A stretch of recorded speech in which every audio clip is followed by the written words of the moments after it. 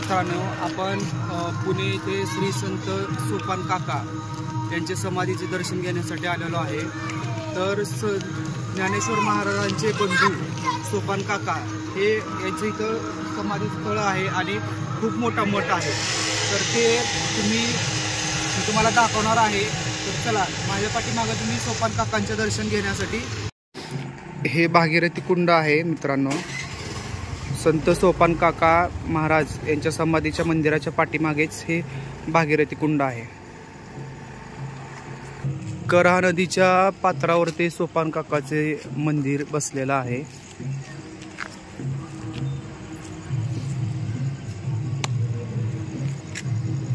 समोर जे मंदिर दिसते ते संगमेश्वर मंदिर आहे। सोपान काकाच्या मंदिराच्या बॅक साइडनं जर बघितलं तर हे मंदिर आहे। चला आता आपण मंदिराकडे जाणार आहोत सोपान काकांच्या।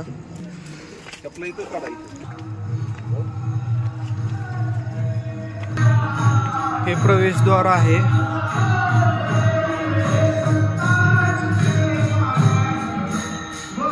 सोपान काका, सोपान देव।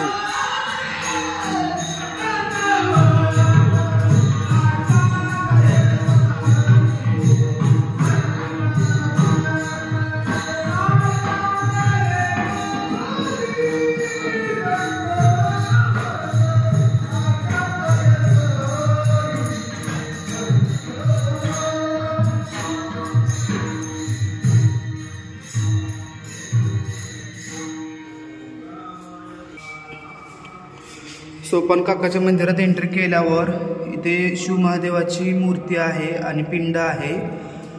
तर या मंदिरामध्ये अनेक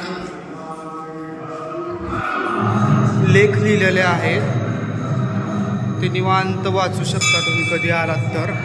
खूप छान उपदेशांचे लेख आहेत।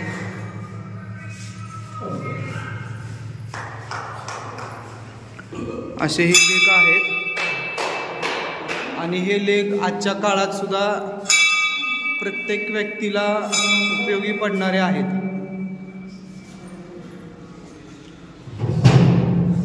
असे या फरशीवर कोरीव कामामध्ये लेख लिहिलेले आहेत मित्रांनो। तर आता इथं पाठीमागं आलोत आपण मंदिराच्या। इथं तुळशी वृंदावन आहे।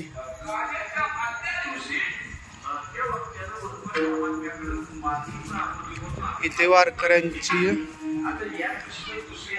कीर्तन चालू आहे आणि इथे सोपान काकांच्या पालखी आहे। हे सोपान काका तिथे बसलेले आहेत। फोटो असा आहे मित्रांनो।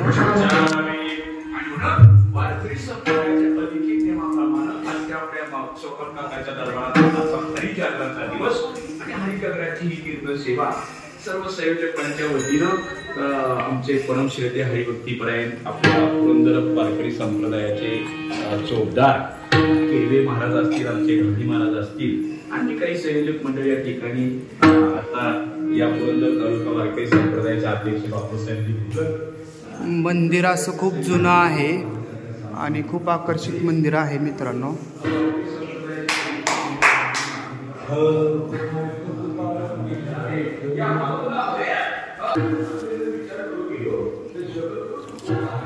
जगद्गुरु सोपान काकाचं हे मंदिर आहे मित्रांनो।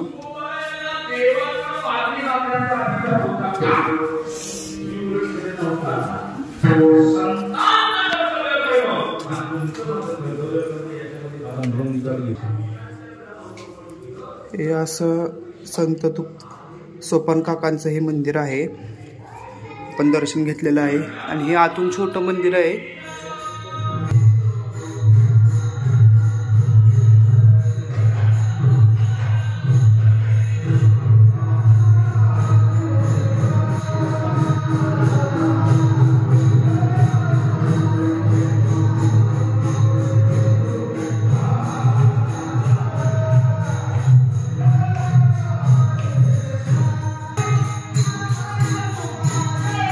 पाठीमागे गुरुदेव दत्तांचं मंदिर आहे।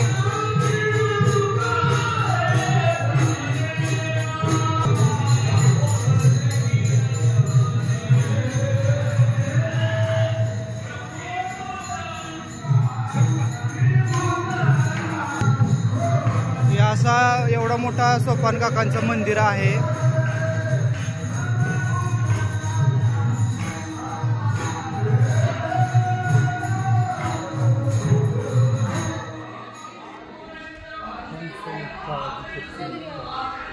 आदिशक्ती मुक्ताबाई, आदिशक्ती आदिमाता श्री संत मुक्ताबाई यांचं हे मंदिर आहे मित्रांनो.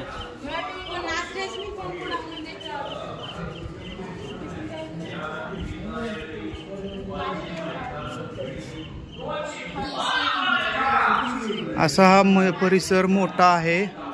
कधी सोपान काकाच्या मंदिरास आल्यावर दर्शन घ्या आणि मंदिराला भेट द्या. जगद्गुरु श्री संत आहेत हे. समर्थ जगामध्ये देव समर्थ आणि दुसरे संत समर्थ. विठ्ठल विठ्ठल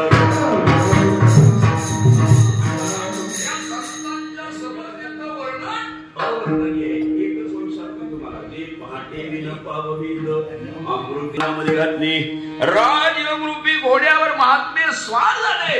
आपल्या विवेक रूपी मोठीमध्ये ध्यान रूपी तलवार धरली आणि संसारामध्ये असणारी विजय रूपी लक्ष्मी हिला वरण्याकरता आमचे संत महात्मे निघाले. पण मी नेहमी सांगत असतो की सत्कार्याला माणूस निघालाच्या अडचणी ठरल्या. खरं लोकांना कळत नाही, खोट्याच्या मागे गेल्याशिवाय राहत नाही. चालली गोष्ट खरी. महाराज विजयरूपी लक्ष्मीला वरण्याकरता आमचे महात्मे निघाले. आपण पंचमहाभूत आडवी आली. या पंचमहाभूतांना आमच्या महात्म्यानं लाथ मारली. लाथाळीला संसार, लाथाळीला संसार.